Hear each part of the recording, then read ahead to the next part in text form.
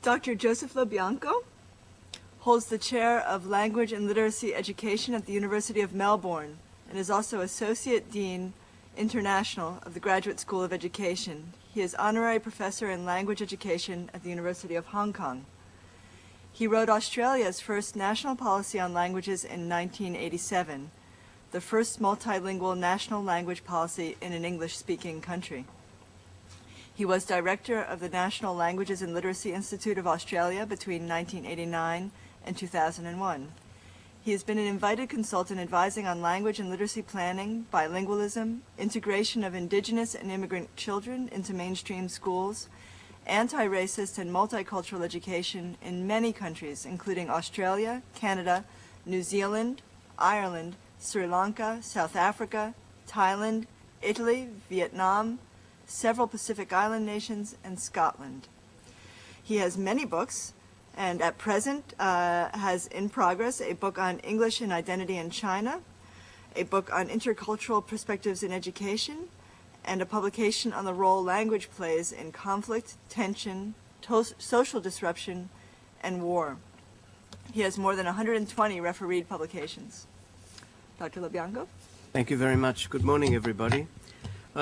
My job is to study language policies and to help societies and institutions solve language problems around issues of multilingualism. This is what I have typically done in the last 15 years. Today I'm going to talk about some examples of successful inclusion of multilingualism in language policy and practice.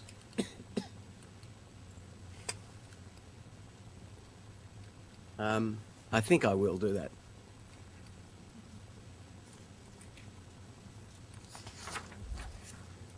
Oops, I've worked it out. It's okay. The first part of the process of developing policies around multilingualism, in my experience, is overcoming a kind of thinking about multilingualism, which I call impossibilizing. The idea that institutions, individuals, and cultural and political life are incapable of coherent conduct without monolingualism. This is the operating assumptions of most institutions in national states. Impossibilizing is usually, I think, encountered in three ways. Firstly, within administration. People typically say it's impossible to service multilingualism in education, in health, and in law. They might declare themselves sympathetic or supportive, but they say it's simply administratively impossible to do it. Some people say that they agree with the idea, but it's just intellectually confusing for children's conceptual development, for their ability to speak coherently, because they imagine that they need to conduct mental translations to be able to communicate effectively. And in some kinds of countries, I'm not going to say which ones, but in some kinds of countries, the idea of multilingualism and equal citizenship is regarded as antithetical to the fundamental political arrangements of those countries. They see that multilingualism confounds the loyalty of minority citizens to their national state, and therefore political attachment becomes questionable, and in times of stress we know that minorities are attacked precisely on the basis of this assumption. I want to disprove these assumptions with some specific examples, and to do this I want to introduce someone to you. This little boy is called Siva, and I met him in a small hill town in Sri Lanka. He is about 12 years old, a Tamil-speaking child.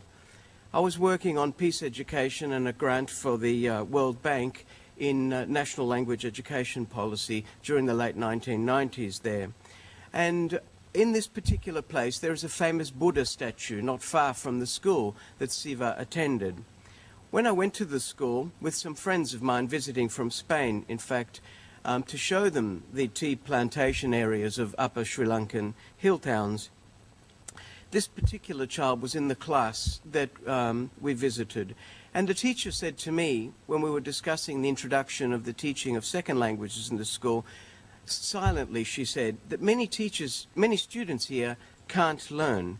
They can't learn languages, and Siva was actually pointed out because he is too poor. He's a bit stupid. He won't stop fidgeting in class.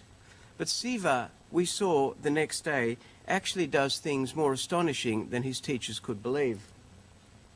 Very next day, with my friends, we visited the famous Buddha statue in this town, which I'll call, for sake of anonymity, Likarawela. Oops. Oh my God. Can we go back 3 slides? Yes. In this particular place, what we observed from our vantage point down here was something astonishing. We saw the same children, or some of the boys anyway, who had been in the class that we had seen the day before. And we saw that they were being organized by a man with a large bag full of elephants or carved Buddhas in this brown paper bag. And if you go over to the far right, you'll see that what is happening is an espionage operation. The kids are sending a small scout out to the buses to see what kind of tourists were arriving. This small scout would decide which broad categories these tourists belong to. Were they Germanic and therefore Dutch or German speakers? Were they English speakers? Were they Asians and therefore Japanese? Or were they some kind of Neo-Latin group of English, French or Spanish speakers? This seemed to be the kind of information that they were running back to this point here, where the group would decide on the language strategy. And then, to our absolute amazement, we saw Siva emerge from the group, and he was in the French, Spanish and Italian group. And what happened was that they are given a Buddha or a carved elephant because this is what they decide this particular group of tourists must want to buy. And then they go to the tourists, and at this point, English and Japanese was entrusted to one of the children. Unsuccessfully, he went back and said, no, they don't seem to speak English or Japanese, or we assumed that's what he said. So Siva is sent out, and this is what we heard. This is what Siva, whose teacher tells us can't speak languages because he's too poor, too stupid, or unable to stay still in class. He said to the man, buy, sir, sir, sir, buy. Please, you buy. Lady, pointing to the lady, buy for the lady. An elephant. Anyone who's known about teaching languages will be interested to see the grammar here. This is a fascinating combination of imperatives and declaratives which you wouldn't teach a child of 12. Lady, lady, elephant. Got to buy. Buy elephant, indicating give it to her. She, for the lady, please, man, buy. Black, 2,000 rupiah. Cheap, cheap, America. He assumed that the people were American. Buy, take, beautiful elephant, buy, lady. But he didn't succeed. So incredibly, this is what he did. Elefante, comprare, bas prezzo. 2.000 rupiah. Italia, portare, poco, costa poco. Comprare elefante, sì.